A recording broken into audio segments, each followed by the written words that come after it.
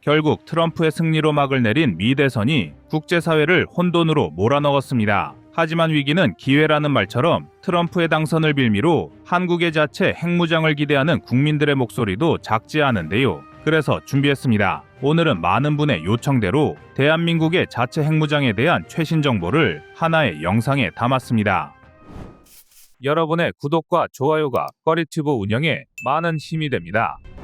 북한 김정은은 정권을 차지한 이후 탄도미사일 발사에 주력해왔습니다. 2019년 이전에는 중거리와 장거리 탄도미사일 발사에 주력했으나 2019년 이후에는 단거리 탄도미사일 발사량이 이전과 비교해 대략 4배가량 늘었는데요. 전체 발사량에서도 단거리가 80%를 차지하는 등 급격한 증가세를 보이고 있습니다. 특히 핵교리를 완성했다고 평가받는 2022년 9월 핵무력정책법에서 북한은 선제 공격을 포함한 핵무력 사용을 명시했으며 김정은이 직접 전술핵 운용부대의 실전 훈련 모습을 참관하는 등 핵의 실제 사용이 현실화되고 있습니다. 북한의 훈련 시나리오에 따르면 북한은 대한민국의 용산, 계룡대, 그리고 주요 비행장 등 20여 곳을 전술핵 타격 대상으로 삼고 있으며 이러한 공격은 한미동맹의 초기 대응을 무력화하려는 의도를 가지고 있습니다. 여기에 주한미군 및 주일미군이 주둔하고 있는 평택과 일본 내 미군 기지까지 중거리 탄도미사일로 타격할 계획을 세우고 있는 것으로 추정됩니다. 이렇게 북한이 중거리 및 장거리 탄도미사일 발사량은 줄이고 단거리 탄도미사일 발사에 집중한다는 것은 멀리 떨어진 적에 대한 공격은 포기하는 대신 한국을 집중적으로 공격하려는 의도를 내포하고 있는데요. 이와 같은 북한의 전략 변화는 두 가지 해석을 가능하게 합니다. 첫째, 김정은의 목표가 전략적 목적 달성에 있었던 것이 아니라 전술적 접근이었다고 보는 것입니다.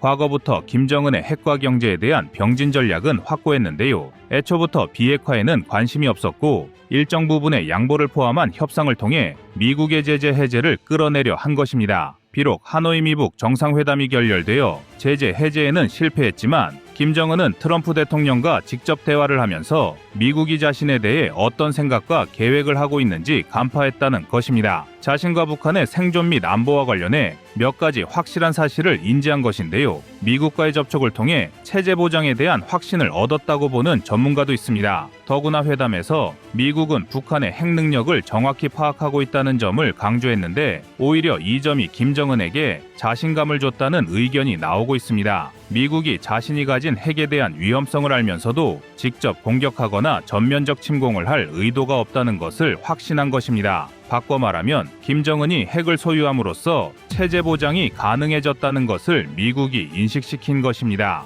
이 밖에도 김정은은 미국과의 대화, 정상 간의 협상을 통해 제재 해제의 가능성이 열려 있다는 점도 알아차린 것으로 보입니다. 특히 트럼프의 재집권 가능성이 커지고 있는 현 시점에서 김정은은 미국이 수용할 만한 협상안을 제시함으로써 제재를 풀 기회를 엿보고 있는데요. 이런 추정들은 2022년과 2023년의 한미연합연습 기간이나 미국의 전략자산 전개에도 북한이 이전과는 다르게 위축되지 않고 핵 도발을 당당하게 자행했던 사실에서 증명되고 있습니다. 미국이 재래식 및 핵 전력을 북한에 사용할 가능성이 적다는 사실은 김정은에게 핵 능력 개발과 관련한 여유를 안겨주었다는 점도 중요합니다. 과거 북한은 미국 본토를 타격할 수 있는 전략 핵 개발 프로젝트를 중단하고 한반도에서의 확고한 핵 우위와 핵 능력의 실효성을 강화하는 데 집중하고 있습니다.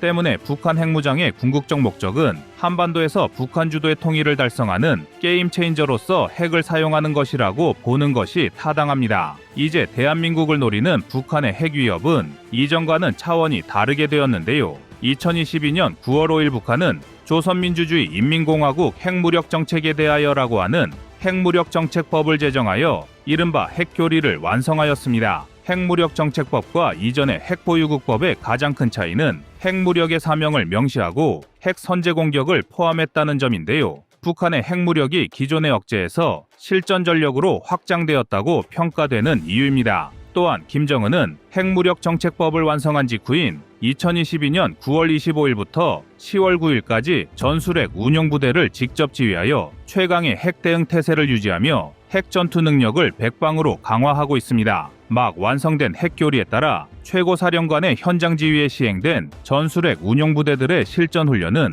북한 핵 전략과 핵 태세의 변화를 가늠하게 했는데요. 북한은 보도를 통해 보름 사이 강행했던 훈련의 일정과 목적을 상세히 공개하며 사실상 한반도 전역과 동북아에 배치된 미국의 군사자산을 핵 타격 목표로 겨냥했다는 점을 숨기지 않았습니다. 더구나 북한의 보도훈련 내용을 세부적으로 분석해보면 정교하게 구성된 시나리오에 의해 훈련이 진행되었음을 알 수 있습니다. 우선 전체 훈련의 흐름은 살펴보면 북한의 남침 공격은 전술핵 타격, 즉 탄도미사일 발사로부터 시작합니다. 그리고 4,500km 이내에 주둔하는 미군을 겨냥해 미사일을 발사할 것이며 그 이후엔 재래식 전력으로 신속히 한반도를 적화 통일하려는 것이 이들의 계획입니다. 사실상 북한 전략의 핵심은 선제기습 타격계에 있다고 볼 수 있는데요. 북한이 전술핵을 이동식 발사대나 열차, 잠수함, 저수지 등의 위장지에서 발사한다면 사실상 이를 사전에 100% 차단할 방법은 없습니다. 또 한 가지 공포스럽고 섬뜩한 것은 북한의 달라진 전술, 미국의 개입 억제 시나리오입니다. 과거 북한은 ICBM을 개발하여 뉴욕이나 LA를 타격하겠다고 미국을 위협해왔는데요. 김정은은 이제 이러한 협박이 통하지 않을 뿐더러 오히려 자신의 체제 유지에 도움이 안 된다고 판단한 것입니다. 아마도 김정은의 이런 생각은 이번 이스라엘 전쟁을 보면서 확신으로 바뀌었을 텐데요. 하마스와 헤즈볼라의 주요 요인들이 이스라엘에게 쉽게 제거되는 모습은 김정은에겐 공포로 다가왔을 것입니다. 더구나 이번 미국 대선에서 장사꾼인 트럼프가 당선된다면 4,500km 이내에 미군을 공격하는 것만으로 미국의 개입을 억제할 수 있다고 판단한 것입니다. 때문에 대한민국이 기존의 안보 전략으로는 우리의 안보를 유지하기에는 한계가 있습니다. 이제 대한민국은 새로운 전략적 선택을 해야 할 시점에 도달했으며 단순한 방어체계 강화에서 벗어나 핵 공유, 핵 제조 능력 보유, 그리고 궁극적으로는 핵무장이라는 3단계 핵균형 전략을 고려해야 합니다. 1단계로는 핵 공유 전략이 있습니다. 미국의 핵미사일 일부를 보유하는 나토식 핵 공유와는 다르게 대한민국의 지정학적, 안보적 조건을 고려한 맞춤형 핵 공유 방안을 채택해야 합니다. 이 과정에서 한미 양자 간 합의에 의한 핵 공유를 공세적으로 추진할 필요가 있습니다. 이를 통해 북한의 핵 도발을 억제할 실질적인 방안을 마련하는 것이 중요합니다. 궁극적으로 대한민국이 핵무장을 선택하는 최후의 대안도 무시할 수 없습니다. 현 상황에서 북한의 도발에 대응할 수 있는 최소한의 핵 능력을 보유하는 것이 핵심이며 이는 핵의 균형을 회복하여 남북관계의 안정적 관리를 가능하게 만들 것입니다. 다만 NPT 탈퇴라는 국제적 제재와 한미동맹의 균열을 초래할 수 있는 가능성을 고려해야 하며 이에 대한 대비가 필요합니다. 경제적 손실을 감수하고서라도 국민의 생존을 보장할 강력한 리더십이 필수적입니다. 이 때문에 과거 박정희 전 대통령이 추진했던 핵무장은 오늘날 대한민국에 중요한 메시지를 남기고 있습니다. 그가 추구했던 자주국방과 핵무장은 비록 좌절되었으나 대한민국이 원자력 강국으로 자리 잡는데 중요한 초석이 되었는데요. 당시 박정희 정권은 현상 유지 전략의 한계를 정확히 이해하고 있었고 핵무장을 통해 자국의 생존을 도모하려 했습니다. 따라서 경제력과 기술력 면에서 박정희 시절과는 비교할 수 없을 만큼 발전한 현재 대한민국은 핵무장에 필요한 모든 요소를 갖춘 상태입니다. 북한의 핵 위협은 더 이상 무시할 수 없는 수준에 이르렀으며 대한민국은 이에 대응할 실질적인 전략을 수립해야 할 시점입니다. 박정희 전 대통령이 꿈꿨던 자주국방과 핵무장은 오늘날의 안보 환경 속에서 재조명되고 있습니다. 대한민국은 이제 더 강력한 리더십과 국민적 공감대를 바탕으로 핵무장을 포함한 다양한 대안을 적극 검토해야 합니다. 이는 단순히 생존을 위한 방안일 뿐만 아니라 북한과의 군사적 균형을 이루고 궁극적으로 한반도의 평화를 유지하는 길이 될 것입니다. 여러분의 구독과 좋아요가 꺼리튜브 운영에 많은 힘이 됩니다. 불과 2주 전까지만 하더라도 푸틴은 지금과는 다른 모습이었습니다. 우크라이나 전쟁 발발 이후 다른 나라 언론과 좀처럼 만나지 않던 푸틴 러시아 대통령이 이례적으로 전 세계 통신사들을 불러 모았습니다. 이른바 비우호 국가로 분류되는 서방 언론들도 참석한 자리에서 푸틴 대통령은 한러 관계 개선 의지를 밝혔습니다. 러시아는 한국 정부에게 혐오적인 태도를 보인 적이 없다며 무엇보다 한국이 우크라이나에게 무기를 공급하지 않은 것을 높이 산다고 말했습니다. 이어 러시아는 한국과 관계가 악화하지 않기를 희망하고 협력을 지속할 준비가 돼 있다고 강조했습니다. 다만 한국이 여러 협력 분야에서 문제를 만들어 애석하다는 말로 최근 양국 관계가 얼어붙은 책임을 한국에 돌렸습니다. 그만큼 한국은 우크라이나 전쟁에서 자신들의 목을 옭아맬 수 있는 국가라고 인정했던 것입니다. 그런데 푸틴이 한국에 뒤통수를 치는 행보를 보였습니다. 또한 푸틴의 이런 행보가 대한민국만 분노하게 만든 게 아니라 전 세계를 들끓게 만들고 있습니다.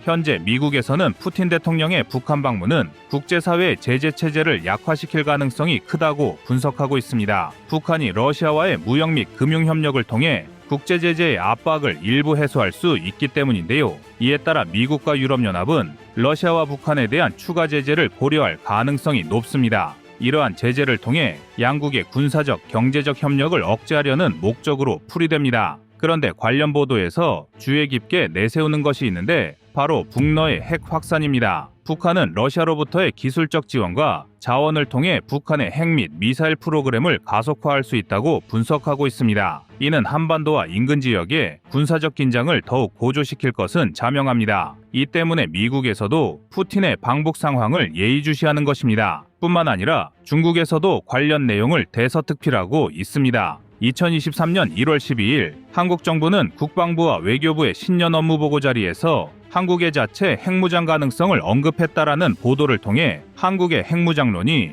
점점 현실 가능성으로 떠오르고 있다면서 지난 뉴스까지 다시 들춰내고 있는데요. 그만큼 한국의 핵무장 소식은 중국에서는 엄청난 일인 만큼 촉각을 곤두쓰고 있습니다. 중국이 여기서 강조하는 부분이 있는데요. 바로 한국 대통령의 한미 간의 핵 공유 및 공동운영 논의가 진행 중임을 추가로 설명했습니다. 중국은 이러한 발언에 즉각적으로 반응하며 관련 발언을 깊이 분석하기 시작했습니다. 당연히 중국은 한국의 핵무장 가능성에 대해 강력히 반발하고 있습니다. 중국 관영 매체는 한국의 자체 핵무장을 공멸의 길이라고 표현하며 강한 우려를 표명했습니다. 이는 한국의 핵무장이 동북아시아 지역의 군비 경쟁을 촉발할 수 있다는 점을 우려한 것입니다. 또한 중국은 한국의 군사적 능력 발전에 민감하게 반응해 왔으며 이는 한국이 미국의 미사일 방어 체계를 도입할 때도 마찬가지였습니다. 북한의 지속적인 핵 위협과 중국의 군사적 부상에 대응하기 위해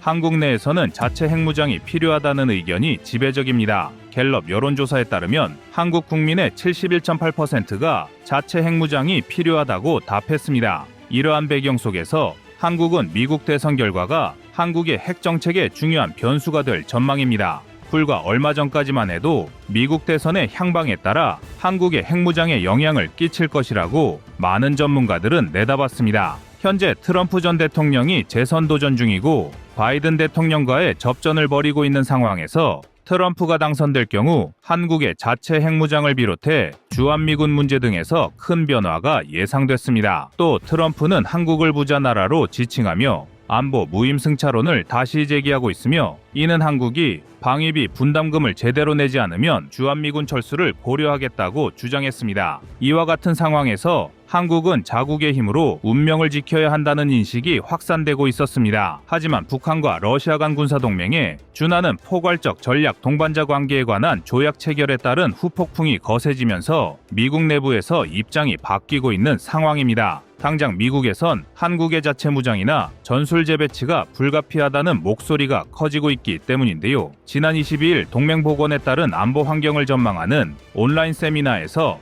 앨리슨 후커 정관 NSC 선 보좌관에 따르면 한국이 자체 핵무장을 추진할 수밖에 없는 상황으로 내몰리고 있다는 게 미국의 입장이라고 발언했습니다. 또 현실적으로 한국이 핵무기 개발 및 보유를 해야 하는 상황으로 가고 있으며 이번 일로 그게 더 빨라질 가능성을 제기했습니다. 후커 전 보좌관은 오바마 행정부에서 국무부와 백악관에서 일하고 트럼프 정부 시절에도 백악관에서 한반도 문제 실무를 총괄했습니다. 미국 싱크탱크 카토 연구소의 더그 밴도 선임 연구원도 한국이나 일본을 위한 확장 억제는 실효성이 없다고 평가했습니다. 핵을 가진 북한의 위협 앞에 놓인 한국과 일본은 얇은 갈대에 불과하다는 겁니다. 더 이상 미국의 도시들을 북한의 인질로 둬서는 안 되며 한국의 독자적 핵 개발을 차악의 선택으로 받아들여야 한다고 주장했습니다. 앞서 미의회 상원군사위원회 공화당 간사인 로저 위커 의원도 영내 안보 현실을 인정하자고 촉구했습니다. 미국 핵무기 전진 배치와 한국, 일본, 호주 등과의 핵무기 공유 협정 논의를 더는 늦춰서는 안 된다고 강조했습니다.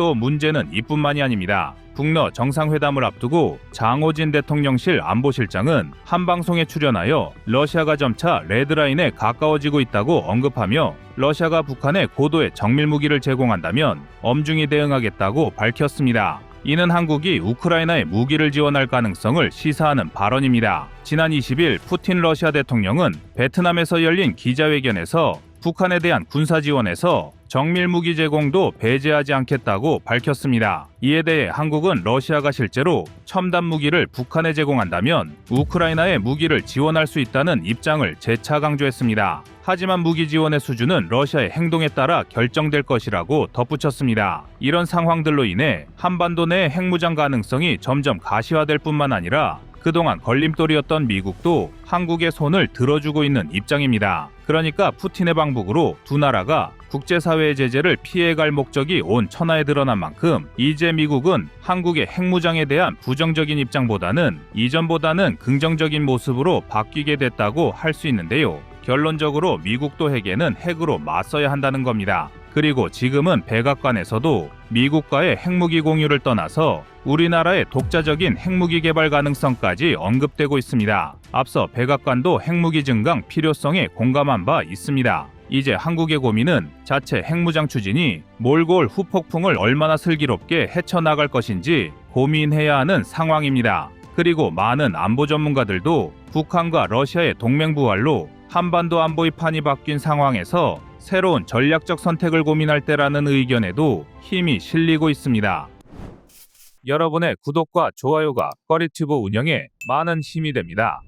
이란은 지난 2015년 유엔에서 핵 프로그램 동결의 대가로 경제 제재를 해제하는 내용의 이란 핵 합의에 대한 포괄적 공동행동 계획에 서명했습니다. 그러나 여기서 변수가 발생하는데요. 2018년 도널드 트럼프 당시 미 대통령이 이 합의를 일방적으로 파기하면서 이란 역시 국제원자력기구 4차를 중지하고 우라늄 농축 농도를 높여왔습니다. 핵무기에 쓰이는 우라늄은 농도가 90%가 되어야 하는데요. 일단 농도 60%에 도달하면 90% 농축까진 큰 기술적 어려움이 없으며 이란은 이미 농도를 84%까지 끌어올린 것으로 추정되고 있습니다. 미국 시사주간 뉴스위크에 따르면 이란이 보유한 60% 농축 우라늄은 약 121.5kg으로 이론적으로 60% 농축 우라늄 42kg으로 핵탄두 한 개를 생산할 수 있으니 현재 최소 3개 이상의 핵탄두를 만들 수 있는 양이라고 할 수 있습니다. 군축협회 전문가 켈시 데이븐포트는 이란이 마음만 먹는다면 6개월 안에 만들 수 있을 것이라고 예측했는데요. 이스라엘은 이전부터 이란의 핵무기 개발을 막겠다고 공언해왔으며 지난 2020년 이란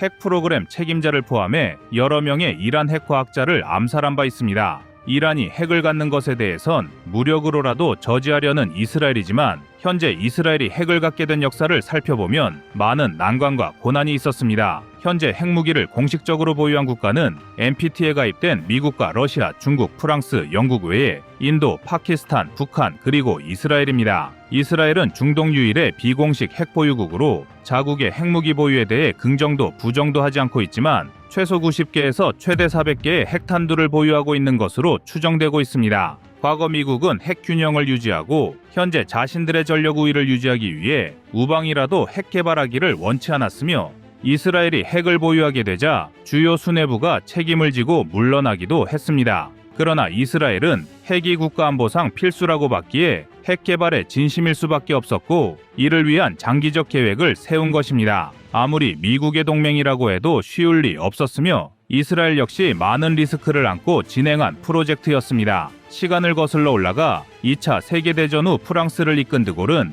생존을 위해선 핵이 필수라고 여겼는데요. 핵 개발을 끝까지 밀어붙인 인물이었습니다. 그리고 이스라엘은 이런 프랑스의 도움을 받아 미국 몰래 핵 프로그램을 진행할 수 있었습니다. 미국은 이스라엘의 디모나 지역에 외부 통제가 엄격한 대규모 시설 공사가 들어가자 의문을 제기했습니다. 그러나 이스라엘 총리 벤구리온은 아이젠하워 미 대통령에게 직접 걱정하지 말라며 미국이 지적한 단지는 대규모 섬유 공장 단지라고 미국을 안심시켰습니다. 물론 이는 거짓말이었는데요. 그러던 중 1960년 12월 미 유투 정찰기가 네게브 사막을 비행 도중 원자로와 비슷한 모양의 건물을 포착했습니다. 아이젠하워 대통령은 디모나 건설 현장의 정체를 밝히라고 이스라엘에 강력히 요구했습니다. 사진 말고는 다른 증거물이 없었기 때문에 100% 핵시설이라고 단정할 수 없었지만 미 내부적으로는 사실상 핵시설로 판단한 것인데요. 아이젠하워는 그 건으로 CIA 국장을 질타했는데요.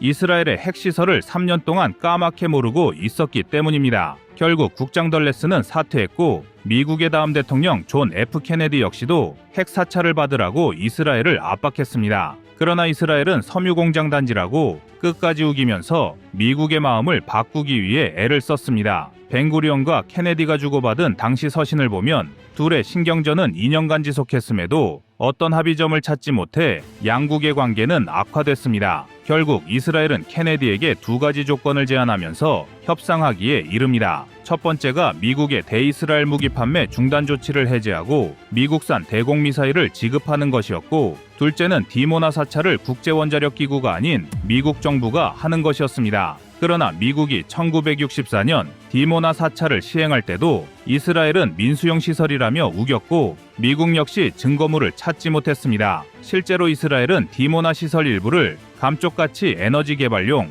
담수화 개발용으로 꾸며놓고 그 부분만 살펴보도록 유도했는데요.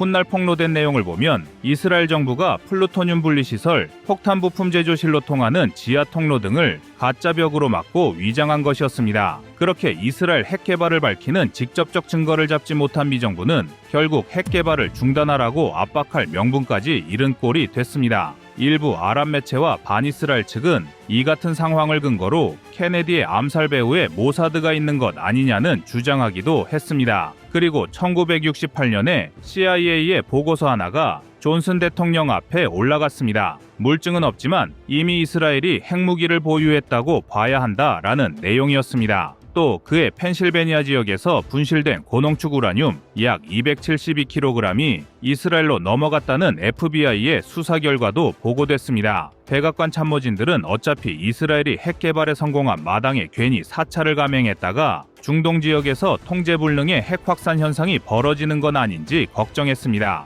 존슨 대통령은 1969년 퇴임을 앞두고 디모나 시설에 대한 추가 사찰 계획을 전면 중단했는데요. 그러나 1969년 대통령에 취임한 리차드 닉슨은 존슨이 덮으려 한 이스라엘 핵 문제를 다시 꺼내 들었습니다. 이스라엘 핵 개발 논란이 중동 국가 사이에서 잦아들지 않아 해결할 필요가 있었습니다. 소련은 미국의 염장을 지르듯 중동 국가들의 핵 기술을 전수해주겠다라고 환심을 사며 지역 영향력 확대를 시도하기도 했습니다. 상황이 이렇게 되자 닉슨은 소련과의 외교 전쟁에서 밀리지 않기 위해서라도 디모나 문제를 정리해야 했습니다. 그러나 결론적으로 닉슨은 이스라엘의 핵무기 보유를 암묵적으로 인정했는데요. 이스라엘의 핵 보유 사실 여부를 불투명하게 하는 외교 정책을 추진하기로 결정했습니다. 미국은 이스라엘의 핵 개발에 대해 더 이상 하려고 들지 않을 것이며 핵 개발 의혹은 그대로 남기겠다는 뜻이었습니다. 이로 인해 이스라엘의 핵은 보유했는지 안 했는지 모르는 미지의 상태로 둠으로써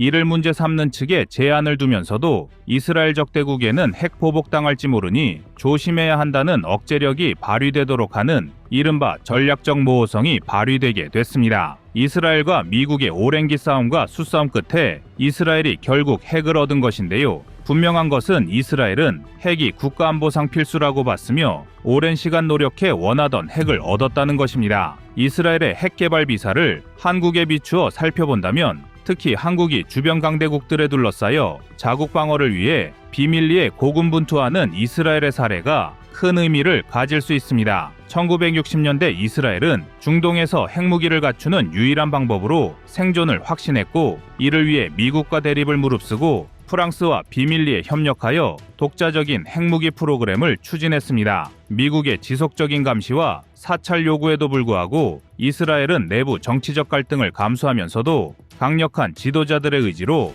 핵무기 확보에 성공했습니다. 이스라엘을 둘러싼 중동 분쟁이 이역만리의 먼 나랏일 같지만 사실 그렇지만은 않습니다. 미국으로선 배신같이 느껴졌을 이스라엘의 핵 개발 강행과 이를 막지 못한 실책은 1960년대 말대만 장제스 총통, 그리고 1970년대 초 한국 박정희 대통령의 핵개발 시도를 수단 방법 가리지 않고 어떻게든 막아야 한다는 결정에 알게 모르게 영향을 줬을 것입니다. 요즘 한국의 K무기가 아랍에미리트, 사우디아라비아 등에 귀한 대접을 받으며 수출되는 것도 이들이 예멘 후티 반군, 헤즈볼라, 이란 같은 친북 세력의 미사일 공격을 막아야 할 상황에 처해 있기 때문입니다. 이스라엘의 사례는 강대국의 비호를 받기 어려운 상황에서도 자국의 생존과 안보를 최우선으로 여겼다는 점에서 한국이 배울 만한 지점이 많습니다. 특히 중동과 같이 분쟁과 적대감이 가득한 지역에서 핵무기를 억제력으로 사용한다는 이스라엘의 전략적 모호성은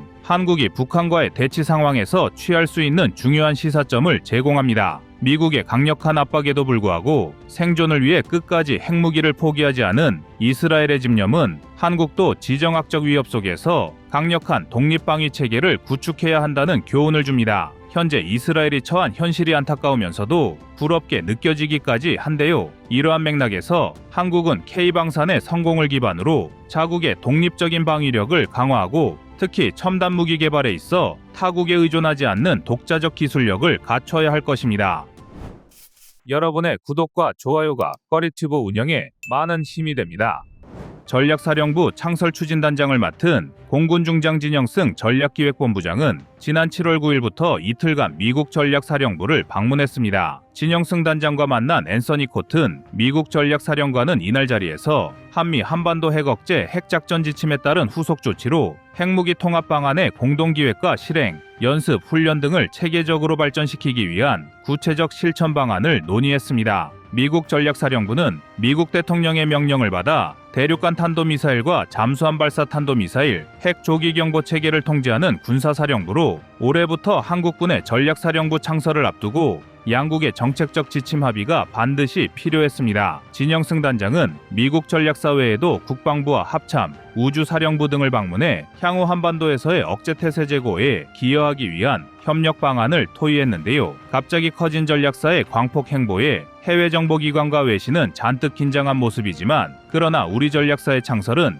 이미 2016년부터 예정된 일이었습니다. 당시 합참은 북한 핵미사일 등 WMD 담당과를 북핵 WMD 대응센터로 확대 편성하는 계획을 추진했으며 2017년 제19대 대통령 선거 당시 문재인 후보가 대선 공약으로 대한민국 전략사령부 창설을 내세웠고 실제 정부 출범 이후 이를 추진했습니다. 그러나 이런 계획을 모두 백지화시킨 것은 이번에도 한국국방연구원 카이다였는데요. 카이다는 전략사 창설이 남북 화해 분위기를 저해시키며 기존 군조직과 중첩되는 임무를 띠고 있어 군사력 건설과 작전 측면에서 효율성이 떨어진다고 분석했습니다. 그리고 가장 중요한 반대 이유로 북한을 자극할 수 있다는 우려였습니다. 그러나 2021년 한미미사일 사거리 지침이 폐지된 후 국방부는 전략사령부 창설을 재추진하기로 했습니다. 2022년 윤석열 정부는 현무와 KT즘, F-35 425 사업의 정찰위성, 패트리어트 미사일, LSAM 등을 모두 포괄해 미사일 방어, 미사일 공격, 보복 타격을 총괄하는 한국판 전략사령부를 출범시키겠다고 밝혔는데요. 2024년 진영승 공사 39기 공군중장이 전략사령부 창설준비단장으로 임명되고 전략사령부령 제정령이 입법 예고되면서 급물살을 타게 되었습니다. 그러나 사실 반대 여론도 만만치 않았습니다. 전술한 대로 한국국방연구원이 제기한 북한의 심기를 건드린다는 우려는 논외로 하더라도 그동안 우리 정부가 2000년대부터 시행해온 국방개혁에 반한다는 논란이 있었습니다. 병력 자원 감소와 작전의 효율성 문제로 우리 군은 야전의 군단급과 사단급을 해체하고 있었는데 갑자기 장성급 지휘관이 지휘하는 사령부가 창설된다는 것은 앞뒤가 안 맞는다는 논리였습니다. 문제는 또 있습니다. 위에 열거했던 우리 군의 전략 자산은 모두 운용을 담당하는 전담부대를 두고 있는데 갑자기 전략사령부가 창설된다면 자신들이 양성해온 인적물적 자원이 전략사의 통제에 들어가게 됩니다. 이는 지휘관들의 계급 문제와 내부 갈등 요소일 뿐만 아니라 실제로 방공 역량 약화가 우려되는 부분인데요. 만약 지금까지의 정보대로 공군미사일방어사령부가 전략사령부의 작전 통제를 받게 된다면 방공 임무에 있어서 공군의 원활하고 유기적인 지원을 기대하기 어려워지게 됩니다.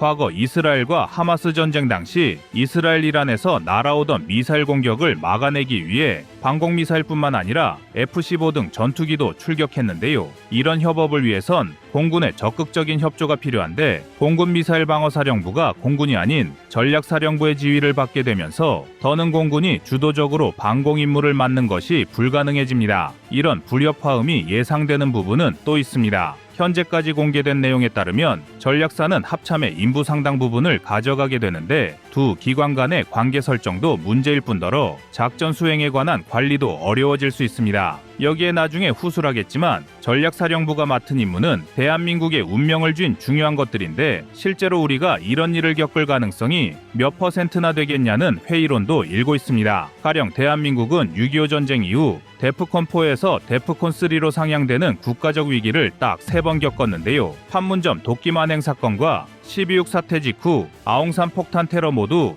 40년도 지난 오래전의 사건이었습니다. 물론 군대란 것이 유사시의 상황에 대비하기 위한 조직임에는 분명하지만 대한민국이 핵전쟁이나 그에 준하는 살상 공격을 맞는 상황이 아니라면 전략사령부라는 거대 조직은 세금만 축내는 조직이 될 것이란 예상이 그 주장의 요지입니다. 그렇다면 전략사령부는 대체 어떤 임무를 맡기에 이런 우려가 제기되는지 궁금하실 텐데요. 전략사령부는 킬체인, 한국형 미사일 방어체계, 대량 응징 보복으로 구성된 핵 WMD 대응체계를 총괄하는 성격의 기구로 대한민국 국군의 전략 자산을 직접 지휘할 전망입니다. 그리고 얼마 전 입법예고에서 공개된 전략사령부령 제정령 입법예고에도 나와 있는데요. 전략사는 미국과 연합하여 핵 대량 살상무기 공격 억제 및 대응 작전을 시행, 통제하게 되며 이를 위해 우주전과 사이버전, 전자기 스펙트럼 능력까지 통합 운용하게 됩니다. 이미 문서상으로 막대한 권한을 이양받는다는 사실을 알 수 있는데 여기서 드는 의문점은 대부분의 임무가 공격이 아닌 방어에 있다는 사실입니다. 참고로 미국이나 영국의 전략사령부는 모두 타격 임무에 치중된 군사기관으로 위에 열거했던 우려처럼 방공 임무까지 전담하고 있지는 않습니다. 가령 미국의 경우 전략사령부가 해군, 공군 해병대 전력을 총괄하는 통합전투사령부의 기능은 하고 있지만 창설 목적 자체가 핵전력 관리를 일원화하는 단일사령부가 필요하다는 소요에 의한 것이었습니다. 한반도 주변의 열강, 특히 중국이 긴장하는 이유도 이와 같은데요. 현재 핵무기를 보유하지 않은 대한민국에 전략사령부가 창설된다는 것은 한국이 핵무장으로 가는 예비 단계라 여겨지기 때문인 것입니다. 미국의 전략사령부 역시 미국 내 모든 ICBM과 SLBM,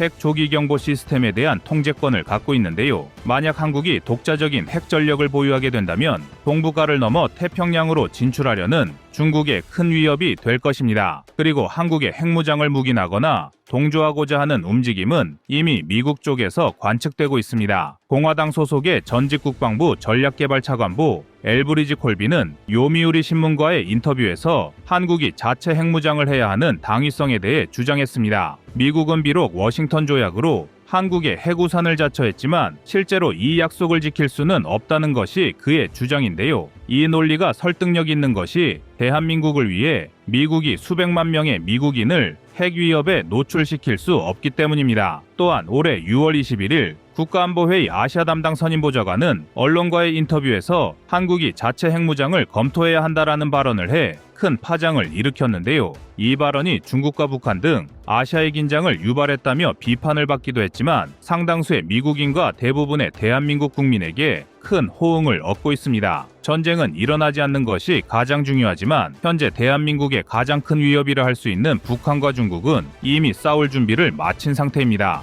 특히 그들은 핵이라는 가공할 전력으로 무장한 상태인데요. 자국의 안보는 스스로 지켜야 한다는 명제는 이제 검증조차 불필요한 진리가 되었습니다. 176개의 핵탄두를 가지고 세계 3위권의 핵무기 보유국이었던 우크라이나의 몰락은 오늘날 우리에게 많은 시사점을 안겨주고 있는데요. 최소한 대한민국이 평화를 지키기 위해 중국과 북한의 침략 야욕을 억제하기 위해선 이들과 버금가는 전력을 갖춰야만 할 것이고 이제 그 첫 단계라 할 수 있는 전략사령부의 창설을 눈앞에 두고 있습니다. 우리 국군의 횡보 여러분의 생각은 어떠신가요? 이상 꺼리튜브였습니다.